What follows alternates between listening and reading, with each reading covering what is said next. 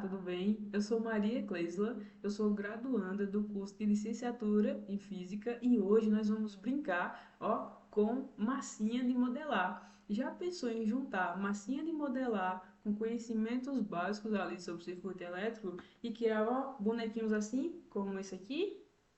Aqui eu fiz um vagalume, lá no finalzinho o nosso LED. Então, se juntarmos conhecimentos de circuito elétrico, como assim de modelar, a gente consegue criar bonequinhos personalizados. Mas antes de chegar nesse bonequinho aqui, é necessário que aprendermos conceitos sobre circuitos. Vamos entender um pouco sobre circuito elétrico. São conceitos básicos. A primeira coisa que nós precisamos entender é o seguinte: como construir um circuito elétrico? Precisamos de três coisas. A primeira é uma fonte, um fio condutor e o que? Resistores. Vamos ver como é que cada coisinha dessa, né, funciona dentro de um circuito elétrico. A nossa fonte. A fonte diz o seguinte: ela gera uma tensão elétrica que impulsiona os elétrons em um condutor. Então, para entender um pouquinho melhor como a fonte funciona, vamos, né, relembrar o seguinte: a matéria ela é feita de quê?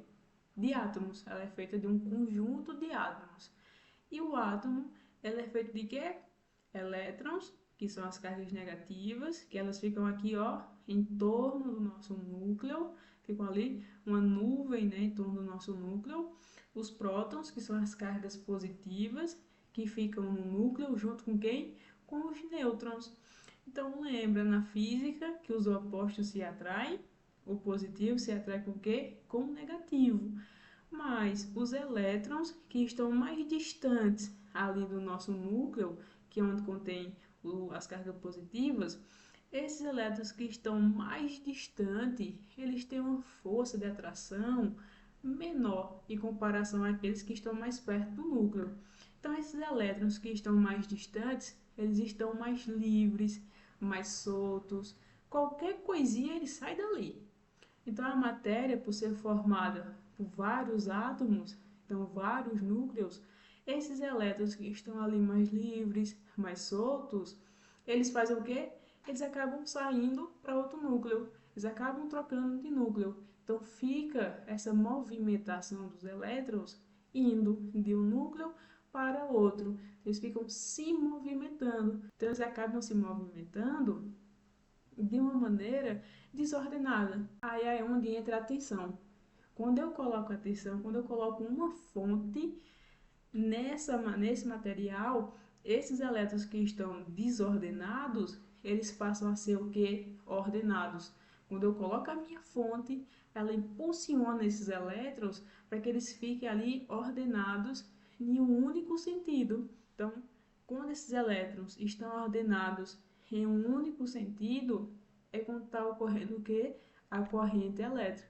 A corrente elétrica é justamente a movimentação dos elétrons ordenada. Isso se dá através da nossa fonte, quando a gente coloca a fonte ali naquele material que bota esses elétrons, né, que impulsiona eles para que eles fiquem ali de maneira ordenada. E o segundo, que é o nosso fio condutor.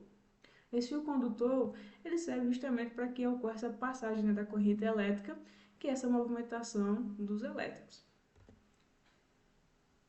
E o terceiro são os resistores. Qual é a função de um resistor?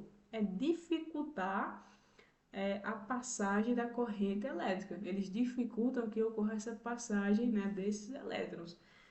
Essa imagem aqui, ela ilustra muito bem o que foi falado, né, anteriormente. Temos aqui três bonequinhos. O amarelo, ele é o volts. Volts é a unidade de medida de tensão. Que é a unidade de medida de corrente, que é o nosso verdezinho. E o vermelho, que está lá em cima, ele é o ohm, que é a unidade de medida de resistores. Então, o que está acontecendo? O amarelinho está fazendo o que com o verde? Está empurrando ele. Então, o nosso amarelinho ele está empurrando a nossa corrente. E o resistor que está lá em cima, ele está fazendo o quê? Ele está puxando a nossa corrente, está puxando o nosso verdezinho, dificultando que ele passe, né, por esse sistema, que ele passe ali por esse sistema. Então, essa imagem aqui, ela representa muito bem como é que funciona tudo ali dentro de um circuito, porque às vezes fica muito abstrato. Mas é exatamente isso que acontece quando nós construímos um circuito, seja ele o simples ou ele o mais complexo. Aí vamos ver dois tipos de circuitos. O primeiro circuito que a gente vai ver é o circuito elétrico em série. Como é que eu sei qual é o tipo de circuito que eu estou trabalhando? Às vezes o aluno ele acaba se confundindo ainda qual é o circuito que ele está mexendo, se é em série, se é em paralelo ou se é associação mista, né? Se é o circuito misto. A primeira coisa que você precisa ver para saber qual é o circuito que você está fazendo é ordem, né? É orientar o sentido da sua corrente. Lembra que os elétrons eles se movimentam de uma forma ordenada? Na física, essa movimentação tem um caminho ali, que é o nosso, está representado aqui pelas setinhas vermelhas, que a nossa corrente faz, que é o caminho convencional.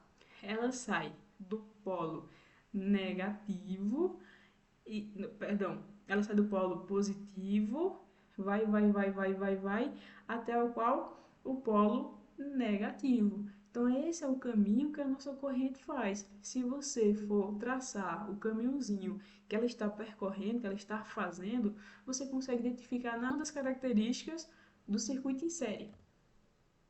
Como nós vimos, a corrente ela só percorre um único caminho, mas ela vai se dividir.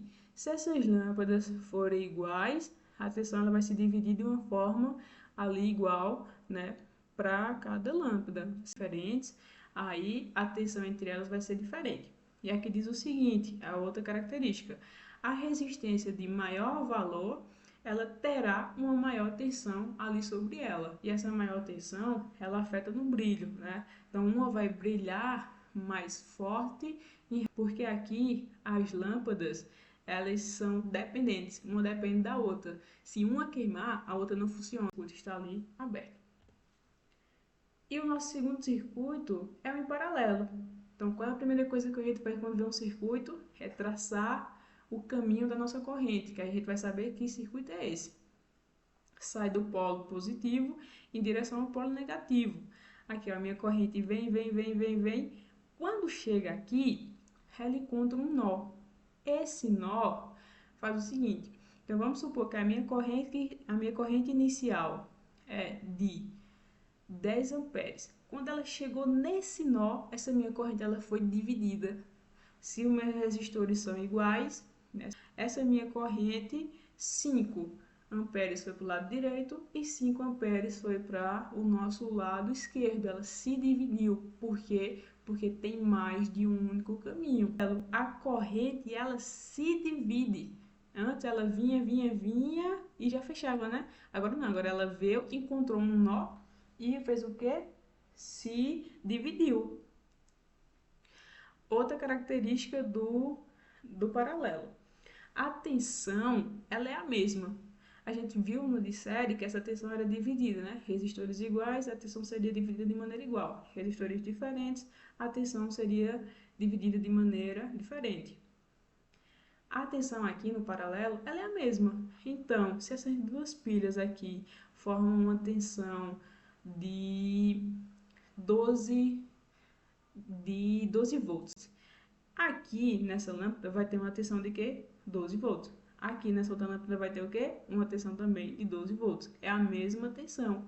E o mais legal de tudo é que as lâmpadas elas funcionam de uma forma independente. Se uma queimar, a outra vai funcionar do mesmo jeito, devido à eletricidade, que é justamente o que conduz ali a eletricidade.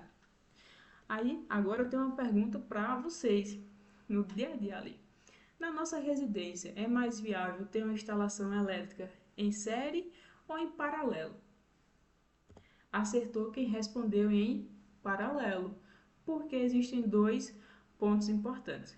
O primeiro é o seguinte: os nossos eletrodomésticos, eles podem estar ligados na mesma rede, eles não precisam estar necessariamente desligados ou ligados. Por exemplo, imagina como seria mais complicado se para mim acender a luz da minha sala for necessário acender a luz de toda a casa. Ou pior ainda, se para mim apagar a luz do lado de fora, apagar a luz de toda a casa.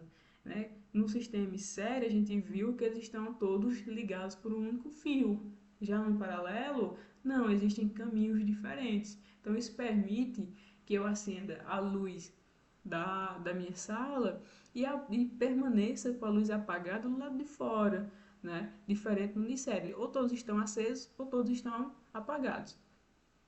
Outro ponto importante, não tem uma certa voltagem para funcionar. Então, eles precisam de uma certa tensão para funcionar.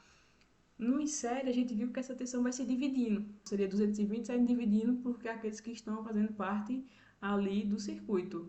Já no paralelo, não. No paralelo, a tensão ela vai ser a mesma. Então, isso permite que eu assista a TV, que a minha geladeira esteja na tomada, que o meu celular esteja carregando, que o meu ventilador esteja ligado. Eu não preciso ficar escolhendo entre um e outro, desligando um ou outro. E agora é o desafio, é você juntar a massinha de modelar. É importante que essa massinha de modelar, ela tenha na sua composição cloreto de sódio, que é o sal de cozinha. Ele acaba ajudando, né, ali a conduzir a eletricidade. Porque como massinha de modelar normalmente é para criança, aí tem massinha de modelar que as composições não têm o cloreto de sódio. Aí no nosso caso, a composição tem que ter uma bateria de 9 volts. Por que 9 volts? Porque a massinha ela é uma condutora, mas ela não é uma boa condutora. Então tem que ter uma tensão maior para que o LED consiga acender. E o segundo é os nossos LEDs, né? Se você juntar todos esses três, você consegue fazer um bonequinho, assim como eu fiz anteriormente, mostrei para vocês, né? O nosso vagalume. Eu fiz ele com as cores que eu gosto. Faz o seu bonequinho de massinha de modelar, usando circuito elétrico, posta né, na rede social e marca o Instagram da gente, é @pibdianos.pesqueira. Se você gostou desse vídeo, deixa seu like, se inscreve no canal e até o próximo vídeo. Não esquece de fazer o bonequinho e marcar a gente.